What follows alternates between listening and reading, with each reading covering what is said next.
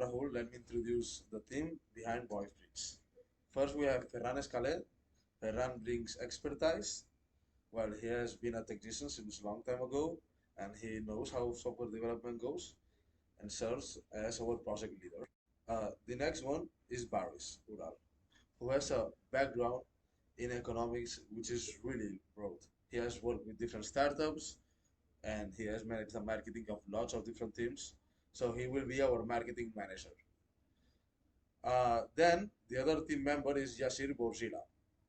His expertise is quite different from the rest, as he will report how to manage operations, features, what is a customer expecting, and other things. So Yasir basically has a much more broader expertise, which will make us our CEO. And finally, myself, Rahul Karani. My background is on finance, investments, and accountability. Due to that, I'll be becoming the CFO and accountant of the company. Together, we have combined our skills to become experts on the problem of localization in the gaming industry. Moving on to our competitive analysis, we were very careful not to fall in the trap of saying we have got no competition. The current market forces creators to make a difficult trade-off between two flooded options. On one side, you have high-end agencies like LocalSoft or TransPerfect. Their strength is high quality and proven track record. However, their weakness is a high cost, project-based model that is simply too slow and expensive for indie developers. On the other side, you have marketplaces like Fiverr or Upwork. Their strength is the price, obviously, but their weakness is the highly inconsistent quality and the fragmented process that forces developers to manage everything themselves. There is also machine translation like Google Translate, which is free but lacks of cultural context, emotions, and immersive storytelling. VoiceBridge fills the gap in the low price, high specialized quantity quadrant. Our differentiation isn't just a feature, it's a new model. We offer a unique economic tier using AI trained on real voice actors, which is cheaper than dubbing but superior to generic robot voices. This makes us one-stop shop specialized entirely for video games. Now let's talk at our leaps of faith and what we tested. Our first major hypothesis was that location was a migraine problem for all indie creators. We tested this in our workshop and found that this was actually false. For many developers, localization is just a headache. It only becomes a migraine for creators post-launch who are losing verifiable revenue. The insight forces us to narrow our target to a significant segment. Our second and perhaps more critical test was regarding the talent we assumed voice actors would join our platform. However, feedback revealed a massive flaw. Why would a voice actor join a platform that is building the AI to replace them? This was a negative value proposition for the supply side. As a result, we pivoted our business model. We are no longer just hiring them, we are offering them a high leverage revenue stream where they earn passive royalties from licensing their voice models. Okay, so I'm going to talk about the market size and the financial viability of VoiceBridge. My objective was to move beyond general estimate and validate whether this specific business model, connecting indie developers with AI and human talent, is financially sustainable. To do this, we used a bottom-up methodology based on the migraine problem. We identified in our workshop we are not targeting the entire gaming industry. We are specifically targeting post-launch indie developers.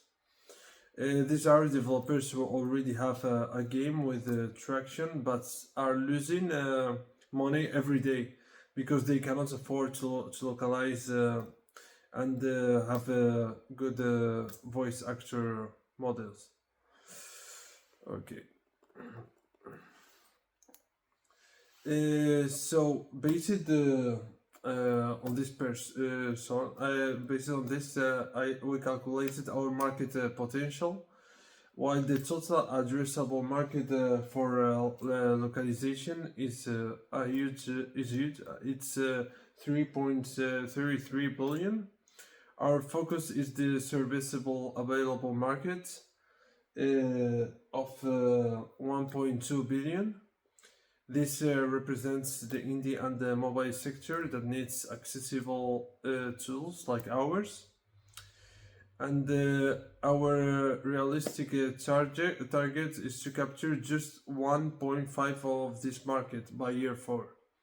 This will require onboarding roughly with 10,000 active developers, generating 18.5 million in revenue. So here's the four financial projection based on that growth. You will notice that year 1 and year 2 show a controlled loss. This is intentional as we build this platform. The critical turning point is year 3. In year 3, we launch our high margin pro features for studios, which allows us to break even and generate 1.3 million. As we can see here, 1.3 million in net profit, growing to 4.7 million by year 4.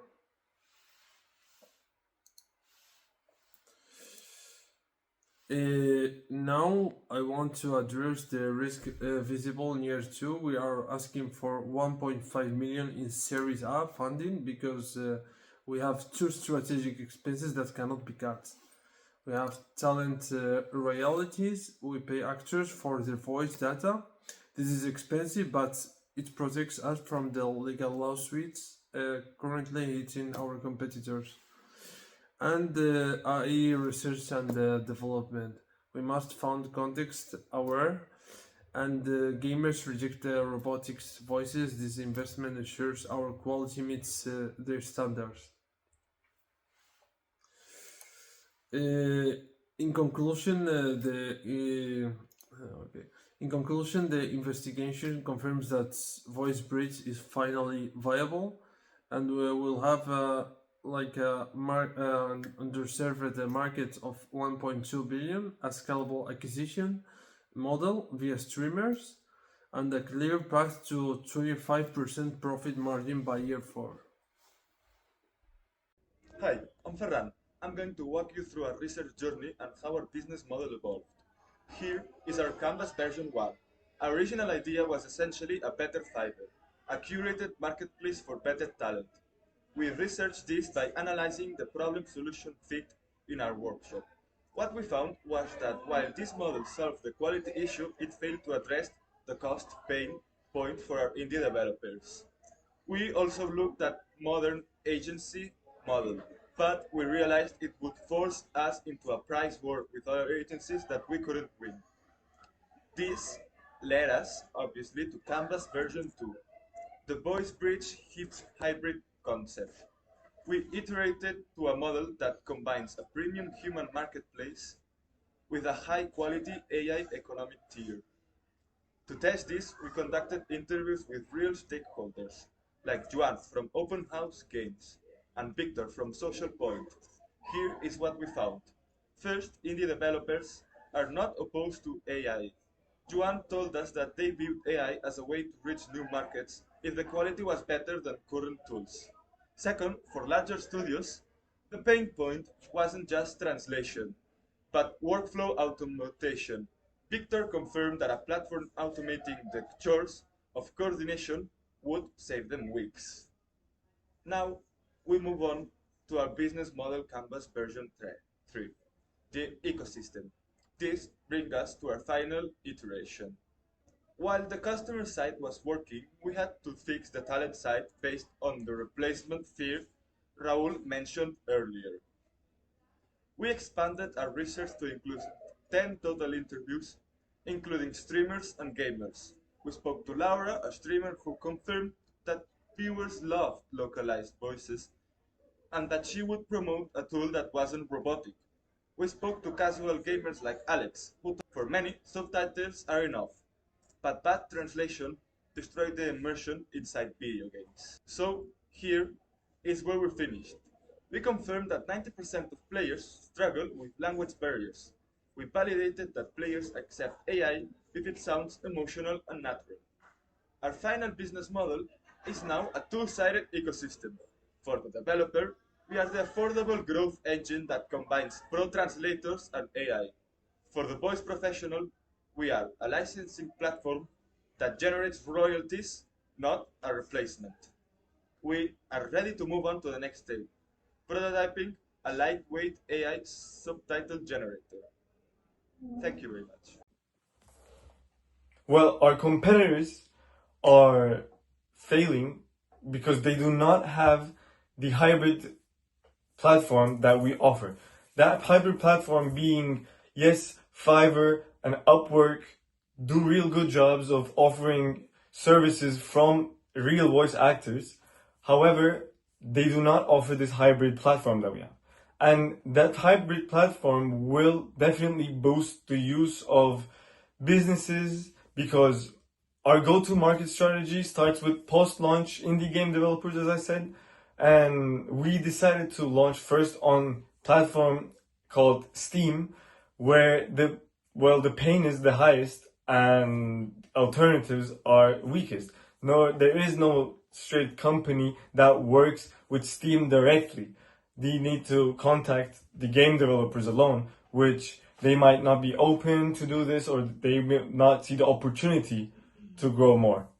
See, next, we expand to streamers and content creators who need localization to achieve mass audiences.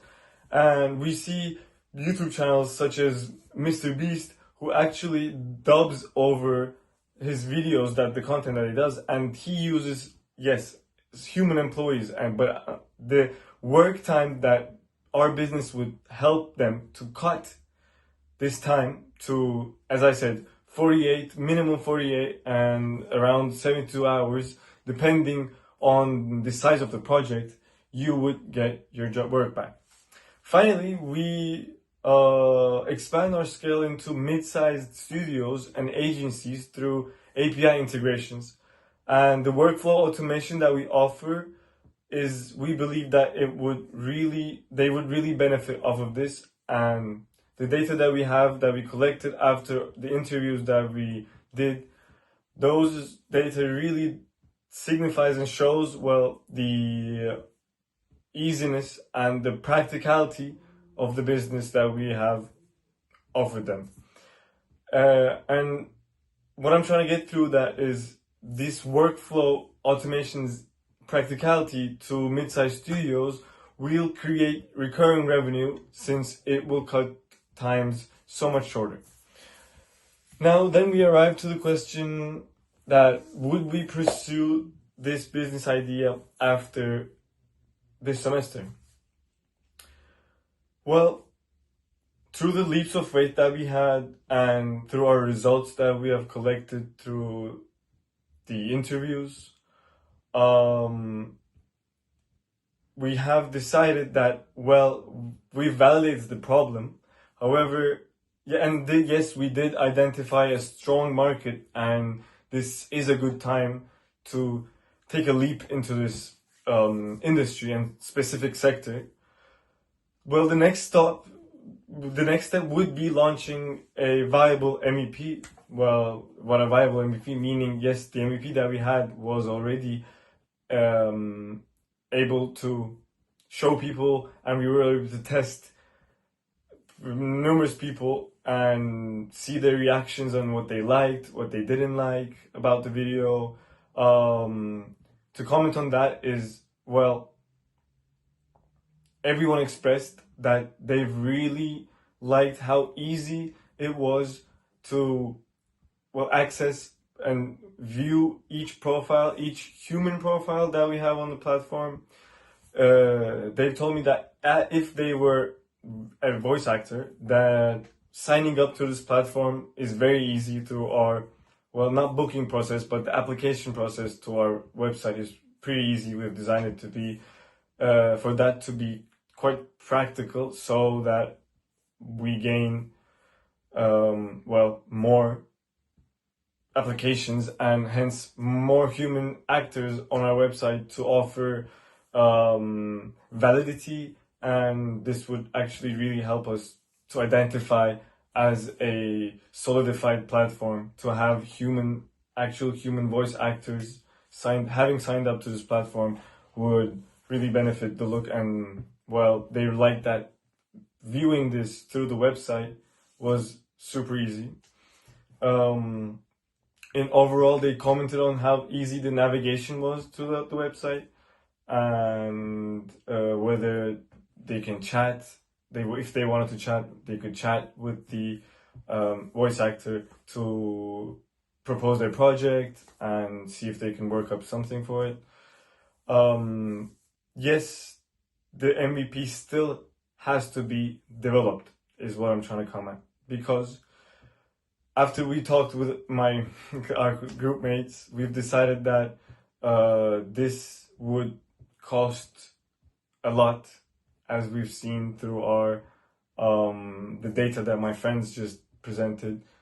This would really be costly in the software side, development side, because we would need a lot of backend going into this, and that would take well, half of our fortunes at this point.